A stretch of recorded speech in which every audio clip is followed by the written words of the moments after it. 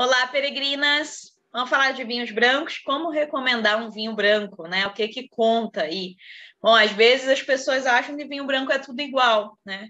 Mas não, tem muitas variáveis e é muito bacana você entender também, né, do que o seu cliente gosta. A sua cliente, né? Provavelmente. Bom, meninas, a gente tem aí algumas características, né? Assim, alguns grupos predominantes, digamos assim, que a gente pode estar dividindo, né, os vinhos brancos, como, por exemplo, né, o grupo dos herbáceos. Então, são vinhos brancos que eles têm notas verdes, notas mais herbáceas, né, mais verdes, dominantes. A gente tem o grupo dos aromáticos, né, ou doces também, e a gente tem o grupo dos neutros, tá? O grupo dos aromáticos, eles vão ter aromas ali realmente muito intensos, né? Por isso que são aromáticos. Normalmente são aromas ali de rosas, né? De flores, de frutas também. E os neutros, eles têm até tem algum aroma, mas é um pouco mais difícil de perceber, né? E quando tem, são aromas assim mais de frutas mais neutras também, como por exemplo uma maçã verde, algo mais assim, tá? Então, a gente tem aqui o espectro, né, dos vinhos brancos que varia, né, de leve até encorpado. Ah, Carol, então é assim, né? Se eu tenho um Riesling, ele é leve, se eu tenho um Chardonnay, ele é encorpado?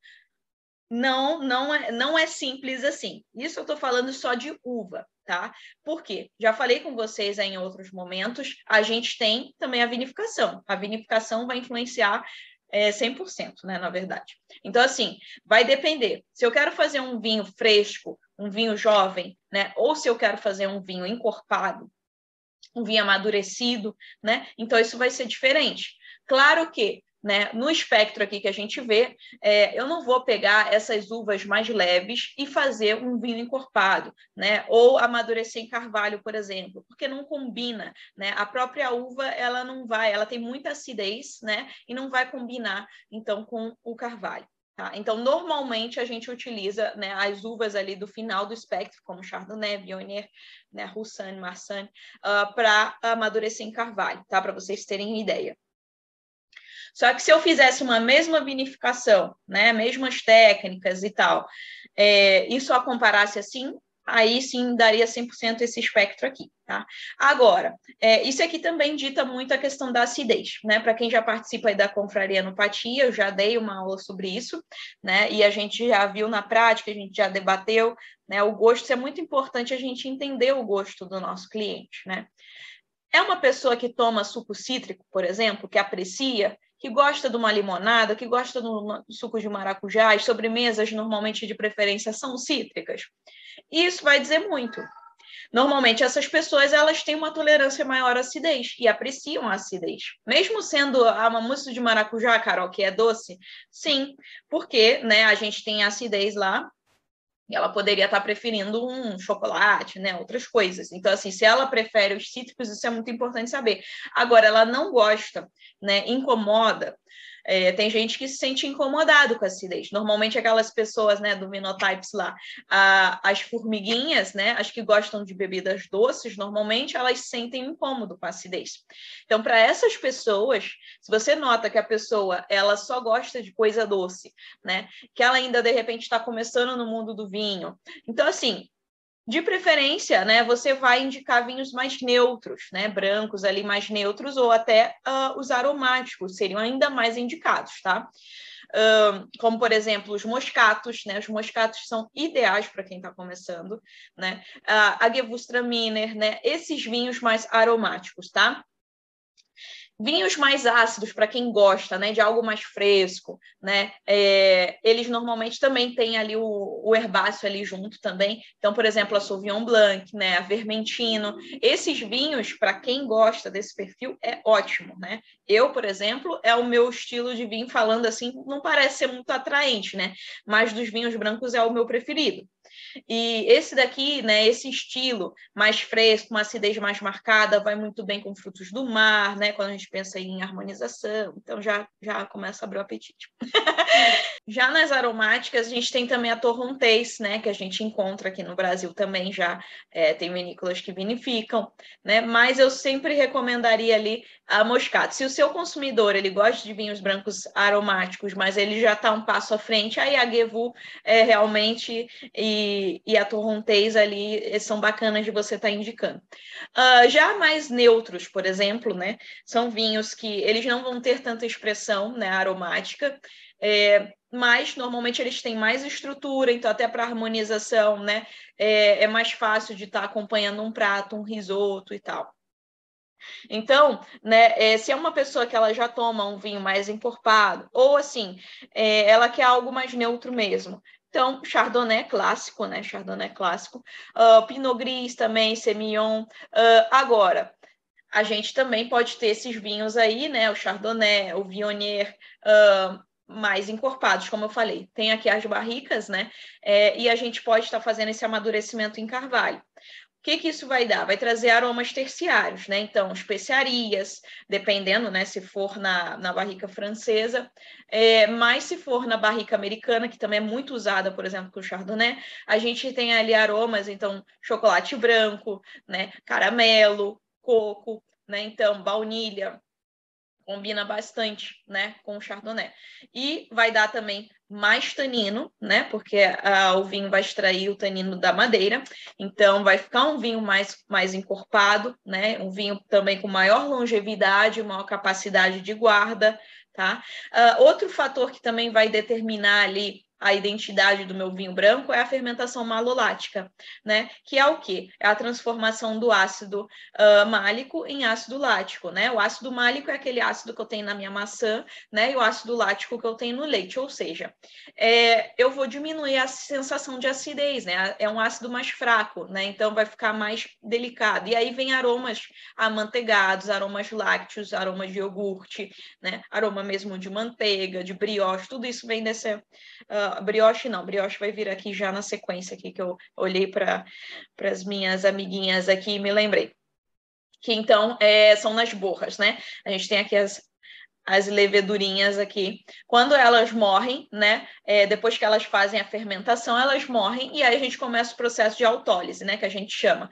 E aí a gente pode fazer também, né? A nossa fermentação sobre borras, que a gente diz. A técnica do Surli é nada mais, nada menos do que isso, né? Sobre borras. Mesmo depois de mortas, né? Que aí, então, elas vão continuar agregando, né? Dando complexidade ao meu vinho.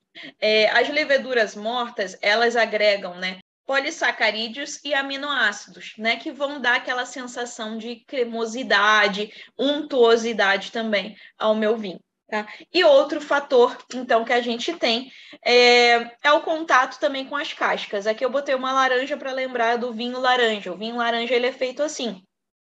Então, o vinho laranja lá da Geórgia, né, ele fica 1 ano em contato com as cascas. E as cascas, tanto da uva branca quanto da tinta, ela também tem tanino. Só que o que acontece, né? Tem menos quantidade, claro, mas o que acontece é que normalmente na vinificação convencional de um vinho branco, a gente faz a prensagem direta e a gente não deixa, né, o mosto, o suco da uva em contato com essa casca. Já na vinificação de um vinho laranja, por exemplo, a gente deixa ali por 1 ano em contato com a casca. Então, a gente tem um vinho, né?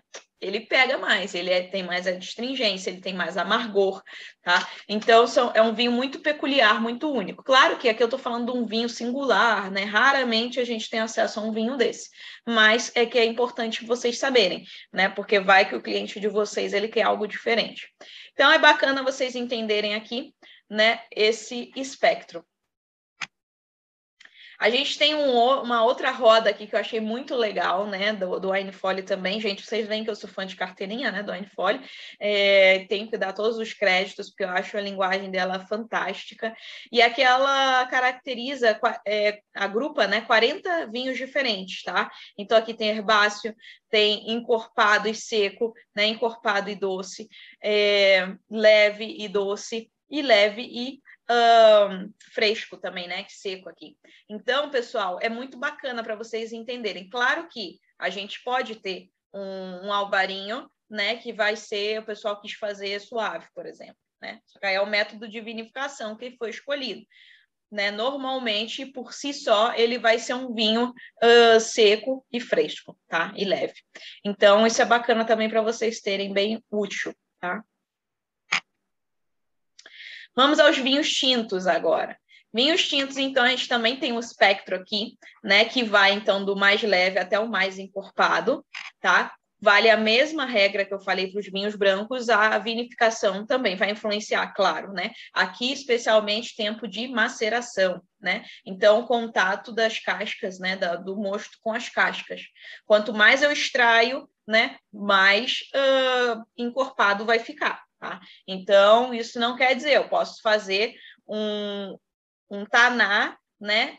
Sei lá, uma prensagem direta de taná, né? Assim como eu faço com vinho branco, vai ficar um vinho bem mais leve do que um taná encorpadão, né?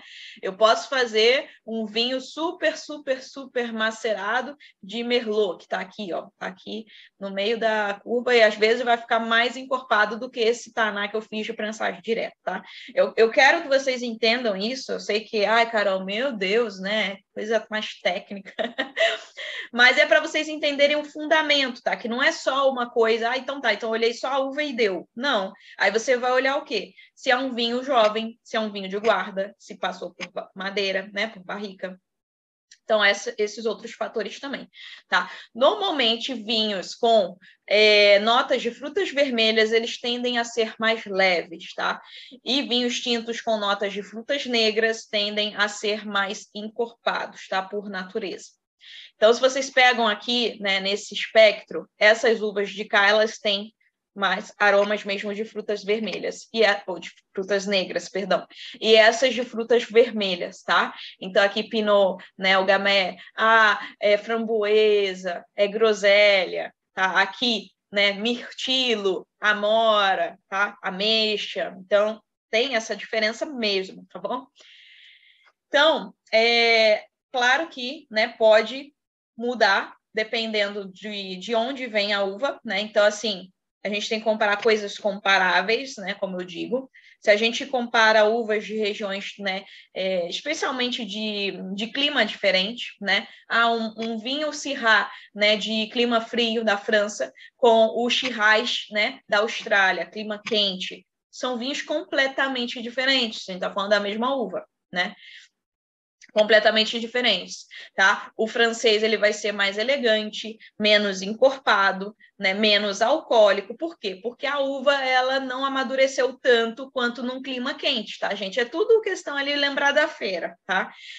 Quando a gente vai à feira, pô, Brasil, país tropical, as frutas ficam super doces, né? Dependendo aí, vai para o Nordeste ainda mais doce. Se você está aqui no Sul, dependendo, você vai comer um abacaxi, gente. Não como um abacaxi aqui, porque as pessoas acham bom, mas, pô, tem que dizer, hein? Me desculpe os gaúchos. Gente, eu como abacaxi aqui, me sai afta na hora. Horrível, mas é o que eles têm, né? Mas pra vocês entenderem que tem diferença, né? Claro que tem outras frutas aqui que vão super bem, né? Inclusive as frutas que eu mais gosto, elas são, né, dão muito bem aqui. O figo, o kiwi, né, a fruta do conde, tem outras frutas aí que vão muito bem aqui, né? Então, também, né, gente, não vamos só menosprezar. Cada um no seu quadrado. Bom, mas para vocês entenderem aí que tem diferença, tá? E já um Shiraz da Austrália, ele vai ser bem mais encorpado, né? Ele vai ter assim aromas de frutas mais maduras, né? Também vai ser mais alcoólico, tá? Mais pesadão. Então, pessoal, só para vocês entenderem, né? Como que funciona para vocês estarem recomendando esses vinhos para os clientes de vocês. Se vocês têm, eu não gosto de vinho amargo, Carol. Não gosto de vinho amargo, aqui, né? Não gosto de vinho amargo, vamos para o vinho com menos tanino, né? Vinhos mais leves. E, claro, lembrando da regra que o carvalho também agrega taninos. Então, vinhos jovens, vinhos de preferência que não tenham passado por carvalho. Se está lá, é um vinho varietal, que está lá dizendo que passou 3 meses, passou 6 meses em carvalho, é muito provável que ou não passou, ou tenha pouquíssima interferência do carvalho, tá? É algo assim, é carvalho alternativo e vai ser um detalhezinho só. Então, esse vinho você pode recomendar, tá? Eu quero um vinho mais encorpado, né? Então, você pega aqui essas variedades e, preferência, vinhos de guarda, tá? Então, basicamente, essa regra aqui para vocês recomendarem os vinhos tintos de vocês também. Vamos lá, então. Vamos para a harmonização agora.